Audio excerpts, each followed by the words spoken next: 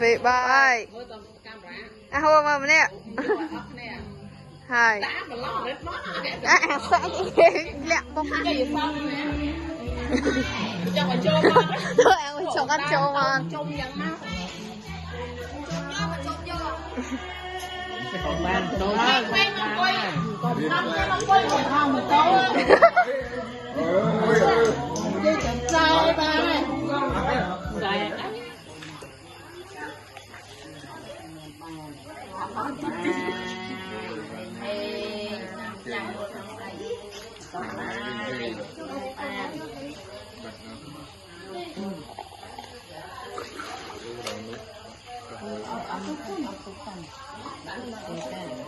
không rồi men đừng chào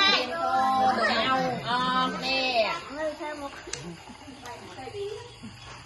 tô mai chưa từng hôn hôn sọc lại một con cài cài luôn con qua con hèn khỏi bông mới chết đi bông mới chết đi bông mới chết ngạp để mà đi mất câu câu lọt cái thời câu lọt cái khó ôi cái câu lọt cái câu này này vô về hẳn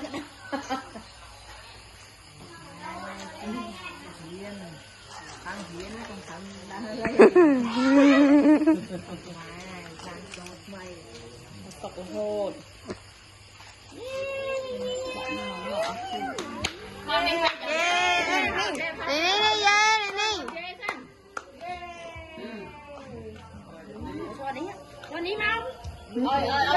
ôi mày phục thời thọt muối lên sân mau hay chẳng thanh thanh thọt mang gì thọt cho nhai mỡ ôn cho nó chân đi mau bài nông mình đi má bạn thọt khơi bài nông mỏng một cho nhai mỡ bật bật nè mùi bị ấy đi nè nè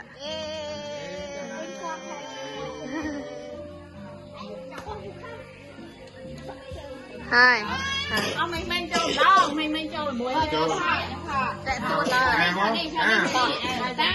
mày đây đi nè đi nè ghê quá đi ghê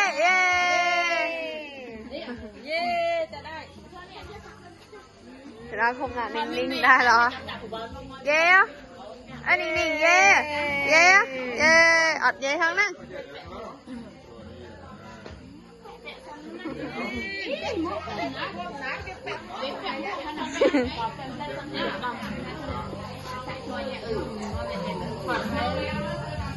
vị bài hai ta phải ao nào mà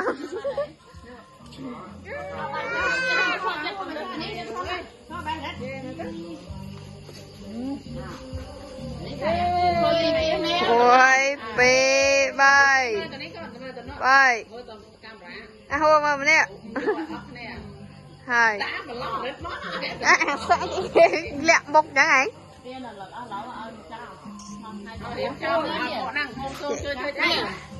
ăn nè nè thế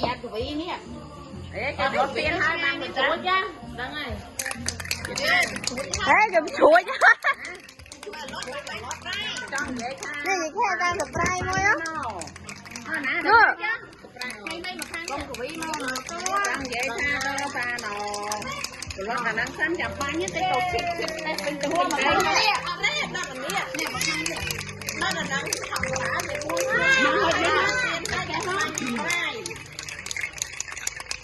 môi môi mà đó nó buông xuông không ngon nè chuyện ở phía nè đi hello hello nhìn can á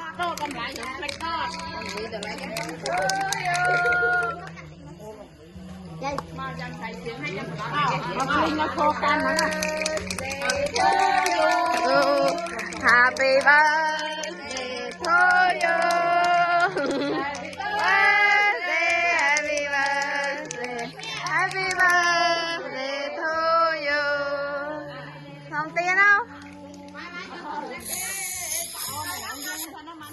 Không mà lắm ta đấy.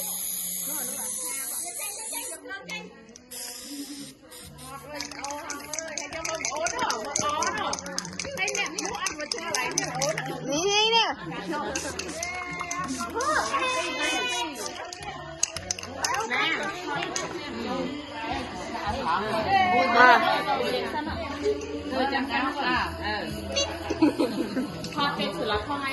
Đây ngay.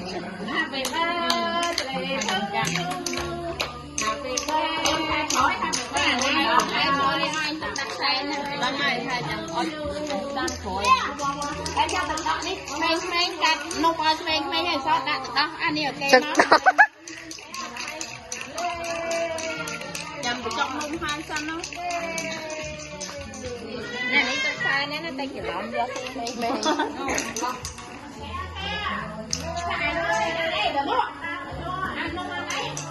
Mẹ con lên con.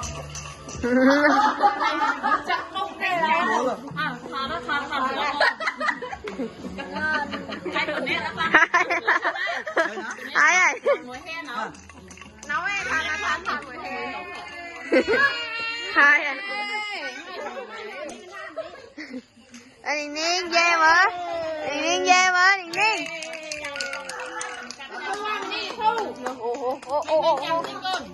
Ôi bằng đất châu dây ta thôi xong. Mẹ hai là thu nữa kìa, nó nhanh rồi. Được nhanh. Là thu bóng nhanh. Ở sau pleu sao nè nè. Mà nhọc hai em đã sợ lắm.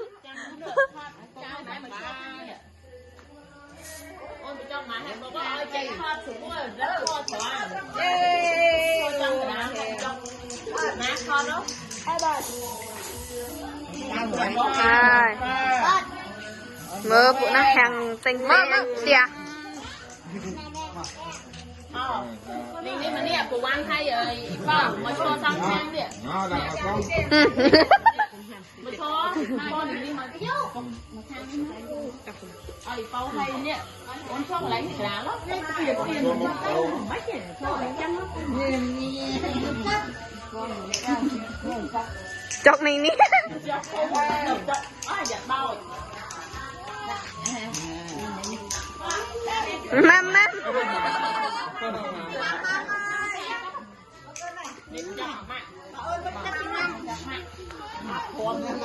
Thật trình lần này đã cho ngắn hàng. Cho con má.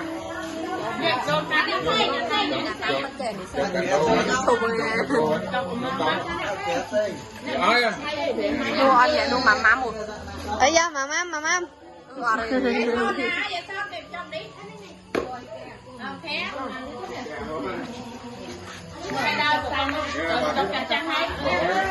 Chọc bằng hua. Chọc bằng hua mới đó. Chọc hua mà. Chọc mà. Cha.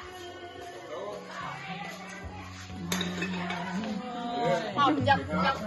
Mình trông chắc chắn. Cái gì xong nè.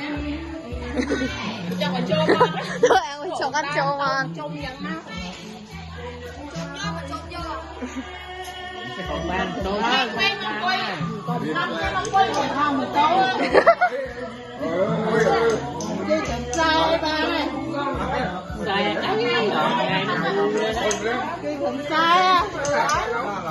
Sai bột sai.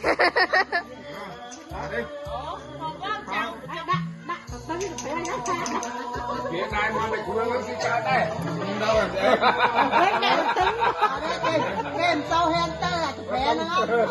Kèm sau hen ta chặt toàn mốc. Phải chọc bằng hua mà. Đấy phải chọc bằng hua mà. Đấy phải chọc hua mà. Phải chọc hua. Chọc hua rồi.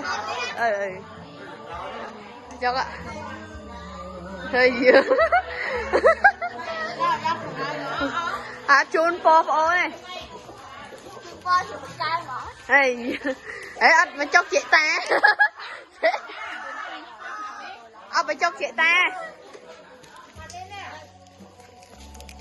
เราtrong tay